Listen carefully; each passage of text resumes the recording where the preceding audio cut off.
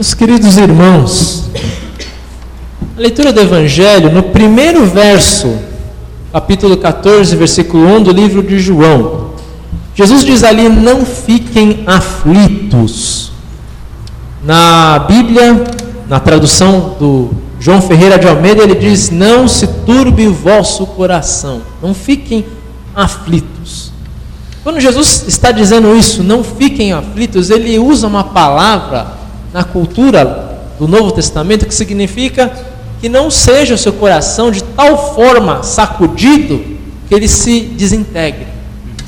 Ou seja, não fiquem aflitos, não fiquem aflitos. Mas por que razão Jesus, terminando a ceia na quinta-feira santa, tem que dizer isso numa noite tão agradável que seria a noite da Páscoa dos judeus? Não fiquem aflitos.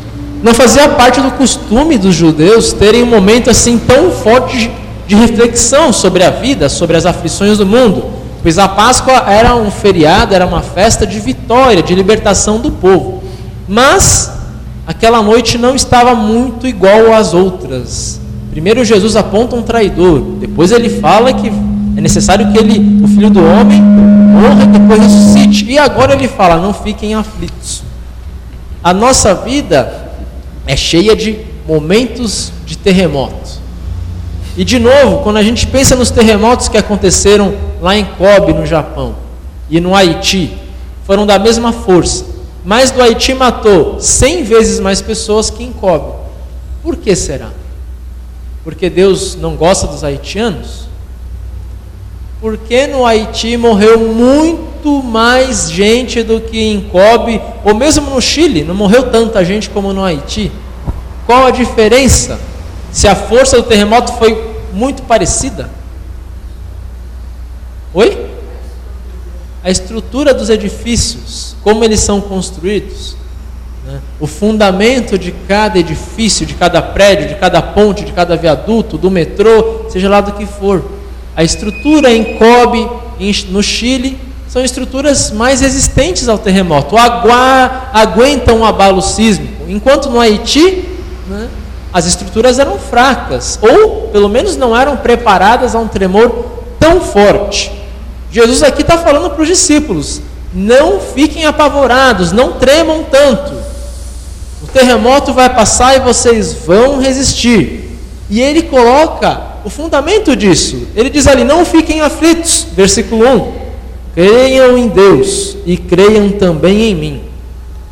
Jesus aqui está indicando qual é o primeiro passo do fundamento da nossa vida: crer em Deus e crer em Cristo. Esse fundamento que vai preparar a nossa vida para os terremotos futuros que virão. E virão sim, porque ninguém na vida é abençoado como o Brasil é abençoado na posição geográfica. Nós não temos terremotos aqui no nosso país, mas na vida todos nós vivemos abalos sísmicos, vez ou outra. Essa é a verdade. E por isso Jesus fala: o fundamento para vocês não ficarem aflitos, não tremerem nos terremotos da vida é crer em Deus e crer em mim. Os discípulos seriam sacudidos. E qual seria o primeiro motivo do terremoto? No versículo 2, Jesus diz ali a primeira razão, que na verdade é uma coisa boa, mas para aquele momento os discípulos iriam ver como algo perigoso, algo ruim. Jesus diz: na casa do meu pai há muitos quartos e eu vou preparar um lugar para vocês. Por que isso soava ruim para os discípulos? Eu vou preparar um lugar para vocês, não é algo bom. Jesus está falando que vai preparar um lugar para os discípulos na casa de Deus, no céu, na Nova Jerusalém.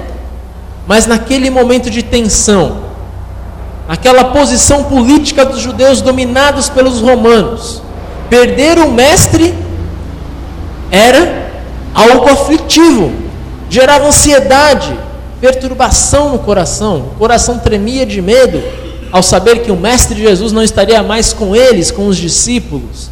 E por isso Jesus alerta: não fiquem aflitos, eu subirei, vou preparar lugar para vocês. Ou seja, eu não vou ficar com vocês forever, para sempre, eu vou subir.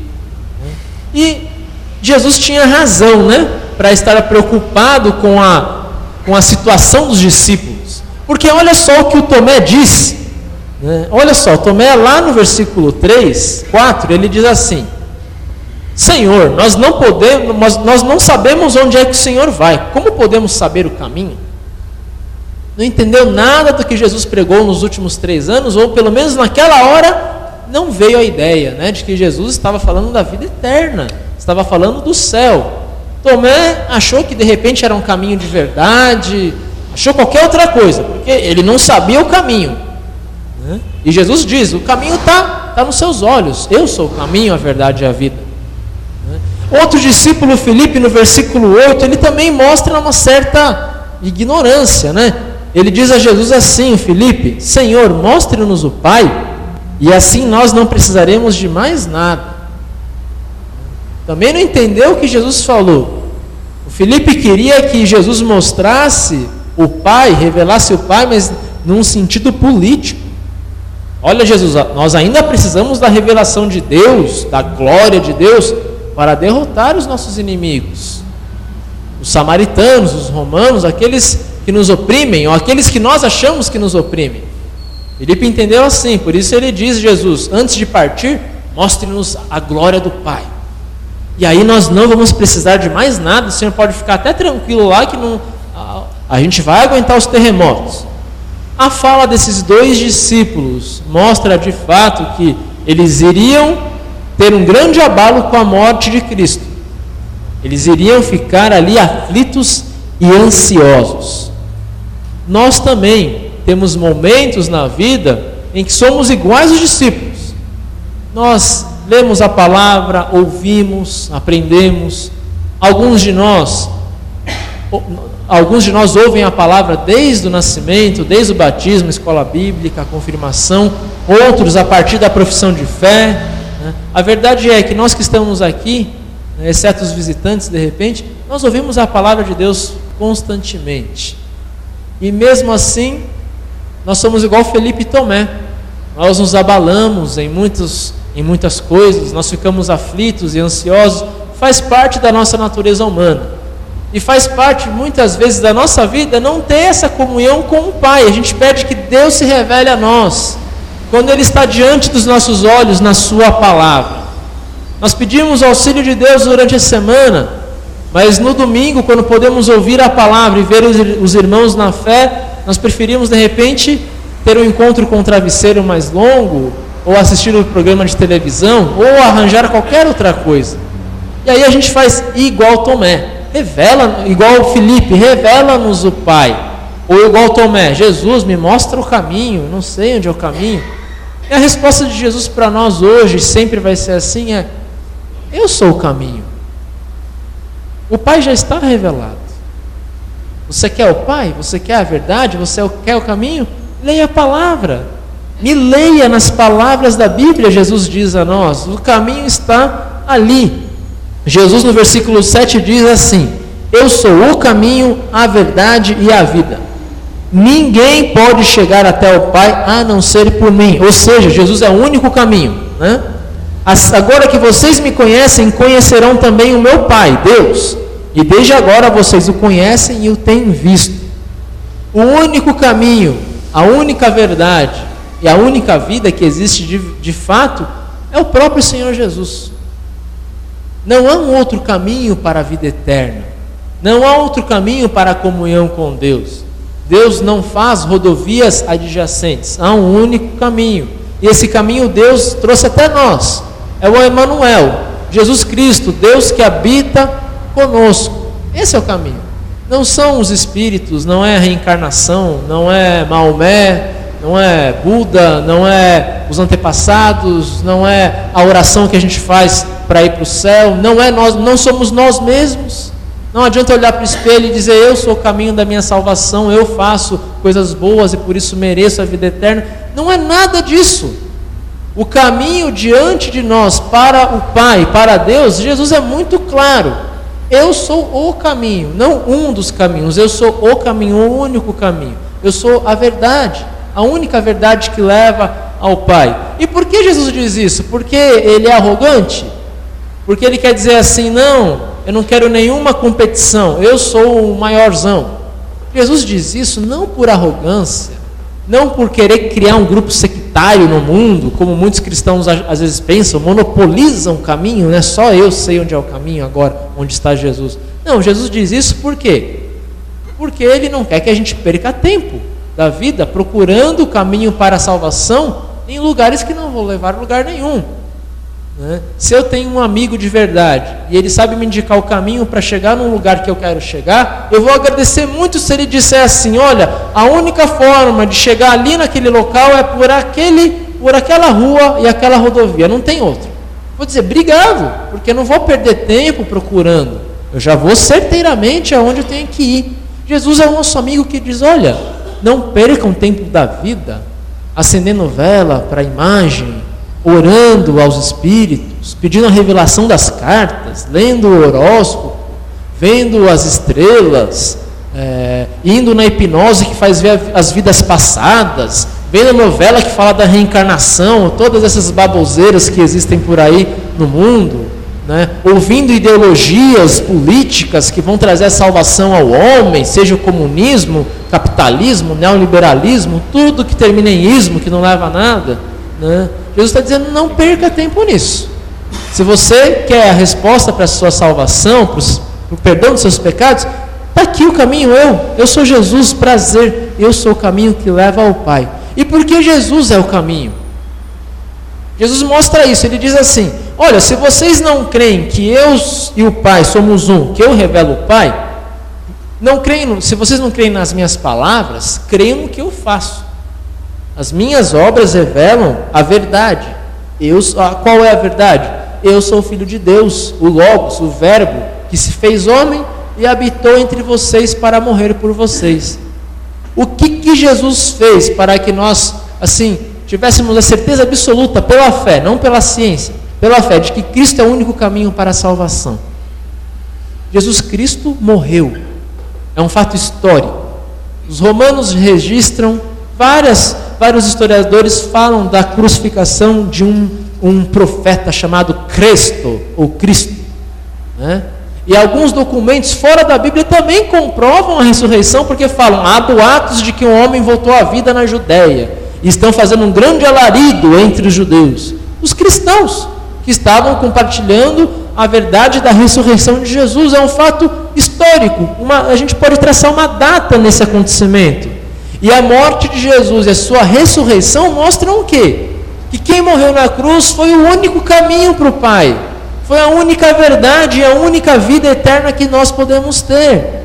Na cruz o nosso caminho está traçado e finalizado. A cruz de Cristo nos leva ao Pai, a salvação eterna, porque na cruz Ele morreu para nos dar essa vida eterna.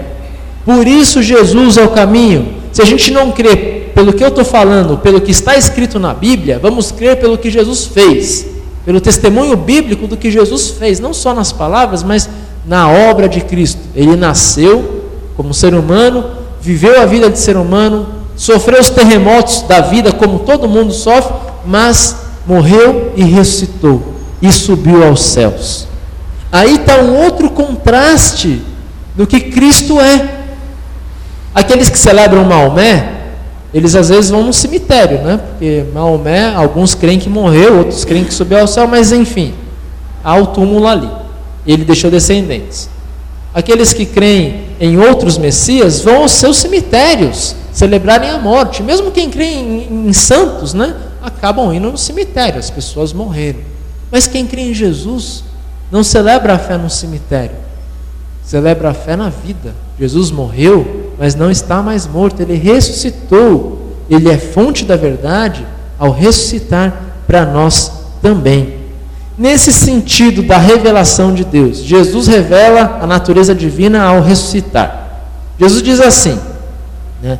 Peçam ao Pai em meu nome e eu darei tudo a vocês. O que será que Jesus quer dizer com isso? E que isso tem a ver com o fato da nossa vida ser fundamentada nessa verdade poderosa da morte e da ressurreição de Jesus.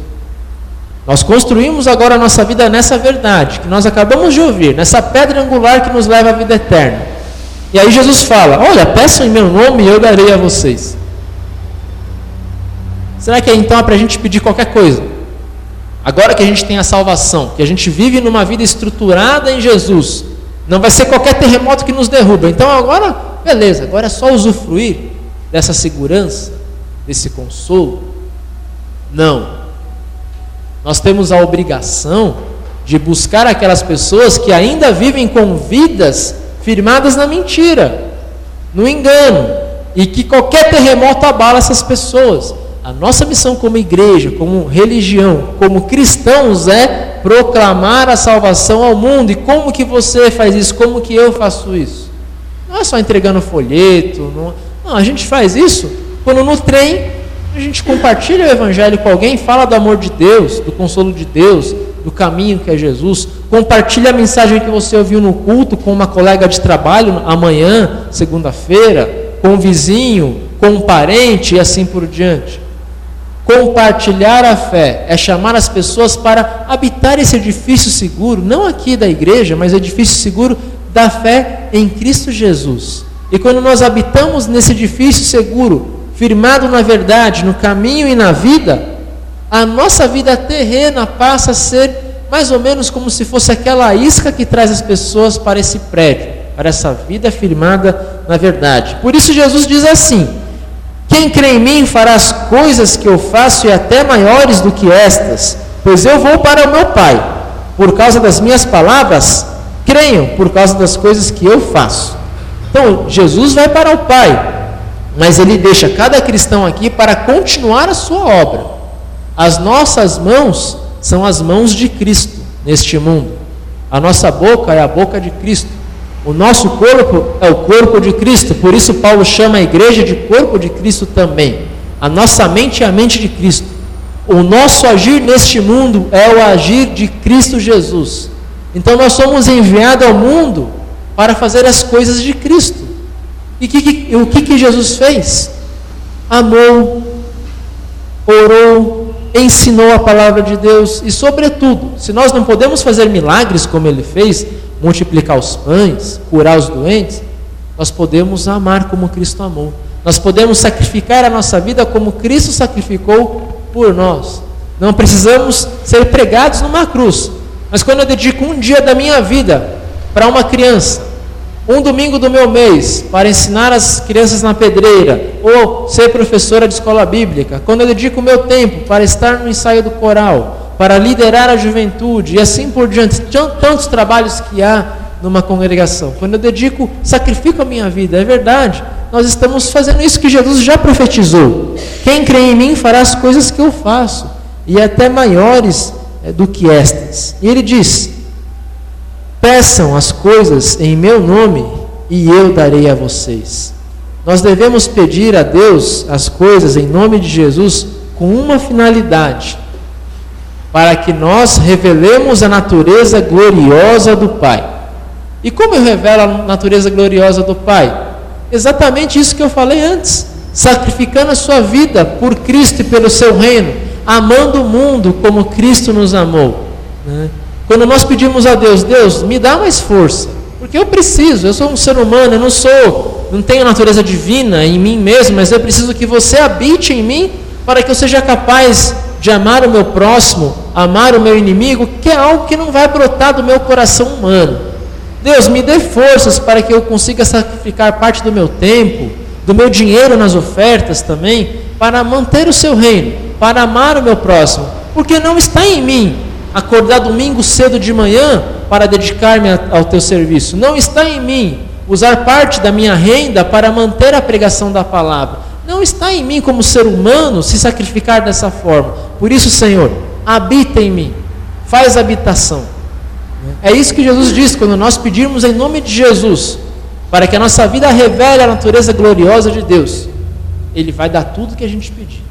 Se nós pedirmos dons, tempo, condições de amar o mundo ainda mais e de sacrificar pela proclamação do Evangelho, Jesus já proclamou e profetizou aqui: nunca será negado a vocês, eu darei a vocês, se vocês pedirem tudo isso em meu nome. Então o pedido não está relacionado a um novo emprego, a um novo carro, nada disso, mas está relacionado aqui: se você pedir a Deus mais dons, mais tempo, mais disposição, mais ânimo, mas o que você precisar para proclamar a verdade de Deus, amar o mundo e se sacrificar pelo Evangelho, Jesus disse, será dado, está concedido. O cheque em branco está assinado para que a gente peça a Deus aquilo que precisamos para servi-lo. Por que Jesus fez isso?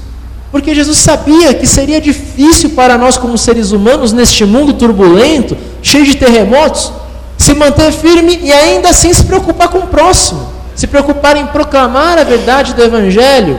É por isso que ele diz, olha, peçam que eu vou estar com vocês, eu vou enviar meu Espírito Santo e eu vou abençoar a vida de vocês para que vocês também revelem a natureza gloriosa de Deus. E no final de toda essa história e da nossa vida, nós iremos para onde Cristo falou que Ele iria, quando Ele começou a falar essas palavras de aflição para os seus discípulos. Jesus disse, olha, a razão da aflição de vocês é a minha partida, que é também a razão da nossa aflição. Nós não temos Cristo aqui nos pastoreando, mas Ele diz assim, essa aflição vai passar. Por quê? Por que Jesus se ausentou fisicamente de nós? Porque Ele subiu aos céus para preparar lugar, habitação para cada um de vocês, para cada um de nós. Quando nossa suíte no céu, quando o nosso quarto estiver pronto, Ele nos chamará desta vida para outra. E lá nós habitaremos com toda a felicidade, lá sim, sem aflição nenhuma.